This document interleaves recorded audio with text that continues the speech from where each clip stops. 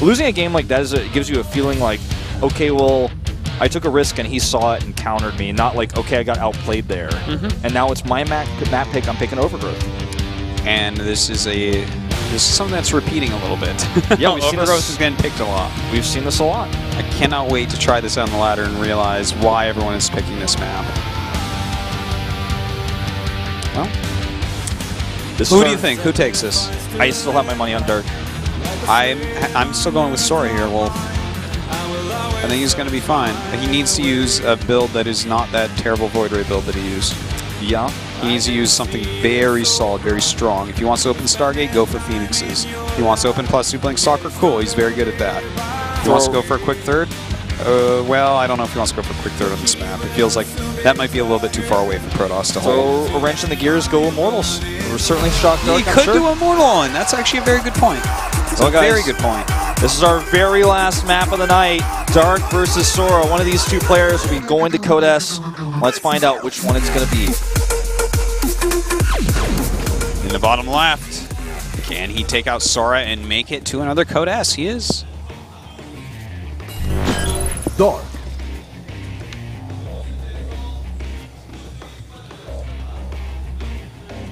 And to the top right, his opponent impressed us all before. Can he do it again? Sora. You know, I guess he was pretty lucky to have that probe in the bottom right, huh?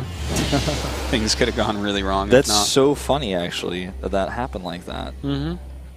Just happened to have a probe there, right where he sent the drone and the Overlord. Yeah, I wouldn't even say it's like the deciding factor in the game, but it's certainly like this thing that gives him all the answers. Without that, who knows what happens without it? Yeah, because anything without that, could happen. He probably thinks like, okay, what in the world is going on? And he might scout, but yeah, if he doesn't have that there and doesn't see that, then it's possible he just skips Colossus Tech altogether and, you know, suddenly has this unit composition that just doesn't do that well, tries to get into Colossus a little bit slow, he gets pounded at the front door, has a hard time. I don't know. By the way, consistently, Dark has been drone scouting, and this has been giving him the tool he needs to shut down these early cannon attacks, which is just the faster pool and the later hatch. He also gets a first peck on this probe, which is going to make it already easier for him to deny this. He has the drone coming back, and he always does this. The drone comes back at the exact moment where he would just make the third base, or the second hatchery at the third base if he needs to.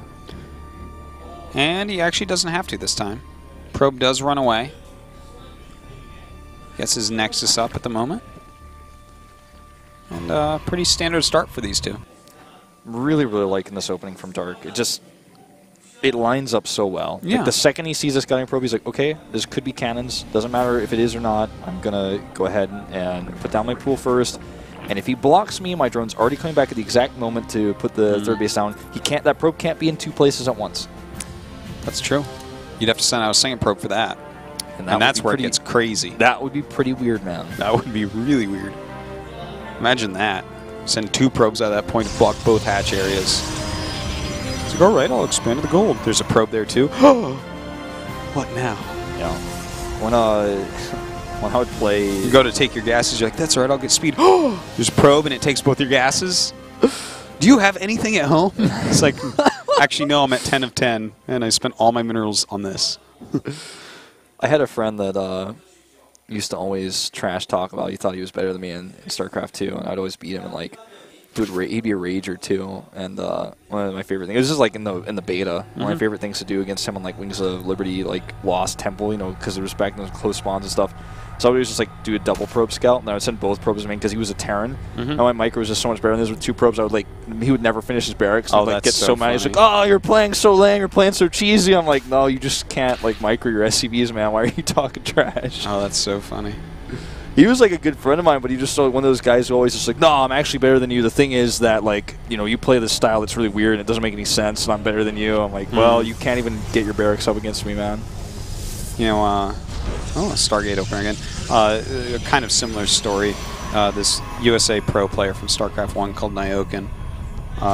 He has done some funny things in the past, but my favorite is he took his drones. He used to go on US East and bash nerds that thought they were good, and once he like just brought I believe it was Zerg, and he brought his drones just immediately to his opponent's base. It was like turn them into extractors or something to like regain health. Or maybe they were SCVs and he was repairing. But anyways, it was a worker rush. And he eventually killed his opponent. And his opponent was so angry. And there were like people observing. He showed me the replay. It was like the most magnificent, marvelous thing I've ever seen. It was like I had milk coming out of my nose. I don't even drink milk. I don't drink milk either, man. I feel like it's about to pop out, though, with your milk joke. I don't like milk. There you go. Bam. Yeah, I don't like it either. All right, so going for Phoenixes, and this is more standard, like what we were talking about before, that he's going to have to do a real build if he wants to be able to take out Dark here. He's also got +1. And, you know, follow up with 4 gateway pressure. I don't think we're going to see that, to be honest. It's not very Sora style. Yeah, and if you look at the timing of the Warp Gate research, with no gateways already making, yeah, it's it doesn't line up. It would be a bit wonky. It would be like late and kind of disjointed. Yeah, you're right. There's the robotics. I like this move. I really like this. This looks like it's going to be the most standard old school build where he goes into Colossus, he takes a third base, and there's like one timing that could be hit by Dark that's very scary, with possible Corruptor Roach type of composition, maybe some Hydras in there. But if he doesn't hit that, then it like it turns into like a normal long game. He adds 3 gates. You don't think it's possible he adds a Warp Prism here? I don't think so. I mean, again, it's not very Sora-like, but dropping sentries in the main base, which he does have 2 sentries here, which is, again, also pretty standard. That's true. Never rule it out, I always say, with this timing like this. We've actually seen something really similar to that lately, but it was like a warp in at the third. It was like that old build on Daybreak, kind of. Yeah. Where you'd warp into the third and you'd like force field that ramp, and they didn't have enough time to get around. But I don't think that that's like a very good call here. I feel like the build isn't really tailored for that. Yeah, he gets a Bay anyways, so he's going down that path. Yeah, and you know, this is a pretty solid build. Every Protoss worth his salt knows how to do this one. But the Spire goes up with good timing. And of course, he's already got that Roach speed and +1 Roach attack on the way. A decent amount of Lings as well to maybe slow his opponent down a bit. He uses the gates to actually just warp in Zealots because he knows he's playing against Dark. And it's smart because Dark just makes a lot of Lings sometimes and attacks your third, like we saw in Game 1 on Sejong. So far, you see that has killed an okay amount of drones at 4. Also has forced, like, there are 5 or 6 spores, I believe. Yeah, maybe there's only 4, but there's a lot of spores, basically. At least 4 spores. He's forced that little Overlord huddle. Where your Overlords are no longer given vision. They're kind of just clutching each other's tentacles in fear. 4th base goes down over here. A good choice. I like this a lot. You know, when people see that you're doing this build and see scouting it very well, he sees that, okay, this is a very old build, a very normal build. When they see that and decide to just go for an attack, I'm like, oh, I don't know, because sometimes Protoss just gets a couple nice force fields, holds it perfectly, and you're dead. But to go immediately into another base, I quite like this play. Yeah. I love that shadow on the Roach. It actually looks like so well animated. It's up in the sky. Well, changing his spot and everything, by the way. It's just kind of chilling, pretending to be a Zealot. Huh? He's very good at it. Trying to, you know, be one of the Protoss. Right now, these Roaches coming up, seeing if he can maybe deny something here. There are a couple cannons warping in. There's already one there as well. There's no probes to kill here, and I don't think he can get the Nexus, so he probably wants to hightail it out of there. Indeed, and oh, nice catch there on some of the Roaches. Especially if he backs up and kills them. Looks like they do push forward once again.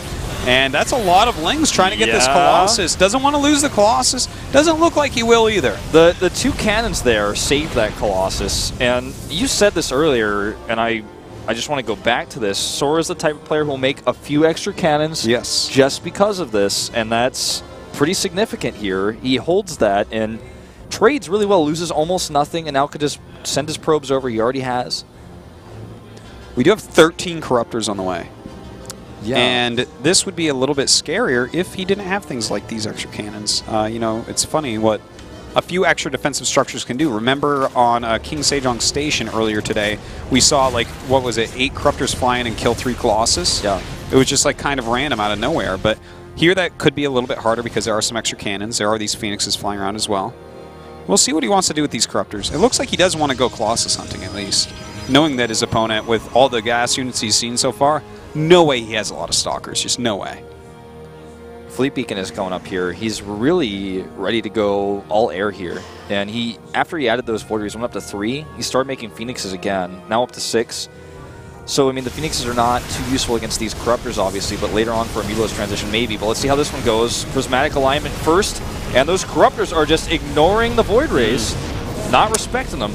No, but you know what? Those Colossus didn't respect the Corruptors because now they're dead. Yep. And having no Colossus, that really moves back any move-out times that Sora may have, which, like, I don't think that Dark should be setting up, like, an attack right now, per se. I feel like he should be getting his tech, you know, getting his upgrades, maybe even considering another base, because without 2 Colossus, this army is looking way too scary to attack into. Gold base looks like the next step here for Dark. I think it's a great choice. It's not even like an unreasonable base. That's what's cool about this gold base on this map is just the 4th base gives you a boost in minerals, which depending on the matchup can be quite useful for a lot of reasons. In this case, for this matchup, if you have a boost in extra minerals, it could be useful for, say, static defense or something. For the Protoss, it could be useful for more Zealot run-bys later on, but you know, as it is, it's not a risky 4th base location, all things considered. I like that he's taking it as a 5th even. Because the 4th he has in the bottom right. Yeah, I don't know why I said 4th there. I meant well, I think Protoss might take it as a 4th. It's a possibility. By the way, there's not a lot of creep spread, something to consider here for Dark. Yeah, that is true. Creep spread is actually pretty bad. He's so focused on his aggression, it looks like instead in his micro, which has been working out for him pretty well in this game. Yeah. Notice he's picking off these gateways just left and right. He's going to walk right out of that overcharge without taking too much damage. That was a nice pickoff. That was the type of pickoff where some Protoss players will actually walk out and try to engage you. Sora poked him a couple times and eventually backed off. 3 gateways lost. You know, you don't want to lose them, but it's not as big a deal as walking too far forward and letting Corruptors pick off another Colossus. 1 Colossus is definitely worth more than 3 gateways at this point. He's just, again, floating around here with these Void Rays, and he's a bit out of position. He certainly is. I feel like he's gone too far down here. Whoa, so much Hydralisk DPS here. The Stalkers on the top are just, they're not at the right angle either. This is, I think this is the end for Sora, man. This was rough. I'm not sure why he decided to walk all the way down there and engage, but like, now he's basically dead. He's just like floating around with his units for no apparent reason. He chased too far. I guess he didn't expect that many units, but stylistically, this is something we've seen from Dark in the past. He overmakes Roach Hydra, but it's not overmaking if your opponent attacks out into you, because it's really good at crushing armies pre-200 supply. Yeah, I think he's just not, he's playing the game, but he's not playing the player. Yes, agreed on that completely. Against this guy, against Dark, you need to sit back and turtle up to 200. Yeah, really. Roro is not going to have that extra wave of Hydras coming across the map, right? You know, you look at Sulky, he's not going to have that either. No, this is a very old style. It's like, it's very weak if you actually just sit back and macro up, because if you identify these units suck at 200 versus 200, but at 200 against 160 or something, pretty darn strong. All right, he's dancing the roaches. Sora has 0 APM. His hands are off the keyboard.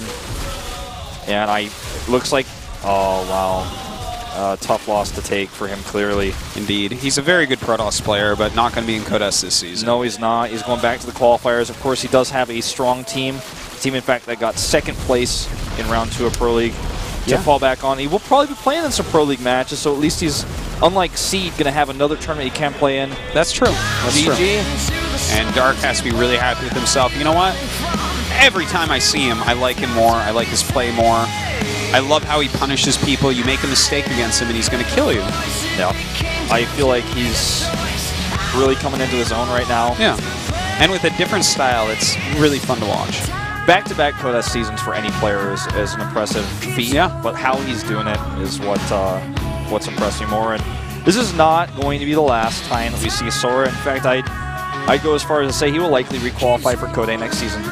Yeah, I think there's a really good chance. And in fact, within the next 2 weeks, I bet we see him in a Pro League match. Yeah, I think so. As long as his coach can get his nerves settled down, right? Because it's a tough loss to take like that. He doesn't want to be one of these players, because you have a lot of these players in Heart of the Storm especially who they take losses very, very hard.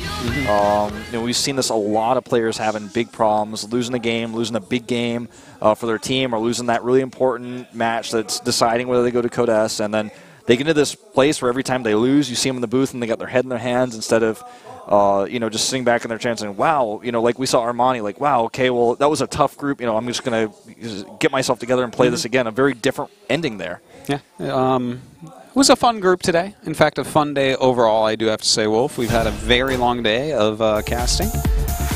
Of course, that first fun group. And then this one, we have Innovation, a Terran going through, and, of course, Dark, a Zerg. So, pretty solid players both. 2 Protosses this morning, a Terran and a Zerg now. Can't really get much more balance than that. Yeah, and, it's good for Innovation fans. He's coming back. Acer fans as well. The team's doing pretty well, and Innovation with that winning the Team League recently as well as advancing today. It's looking like he's back on point. Yeah, looking really good. If he continues to play at the level that he's played today, can get much deeper, and I think he can play even better than what he played today. We've seen it in the past. We could see it again. Now, we have a really interesting group tomorrow because Byung is playing so much better these days. Impact is back.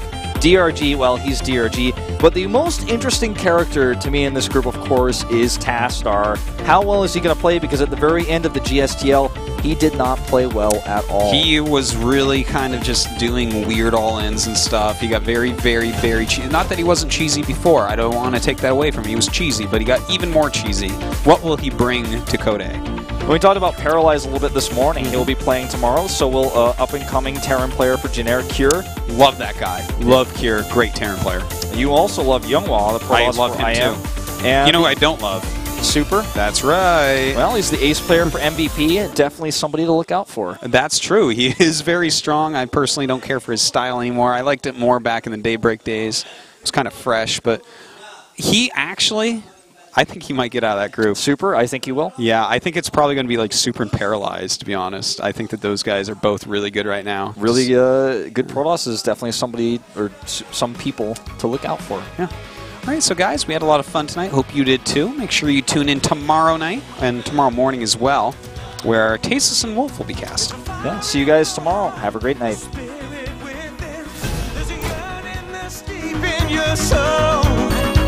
And it's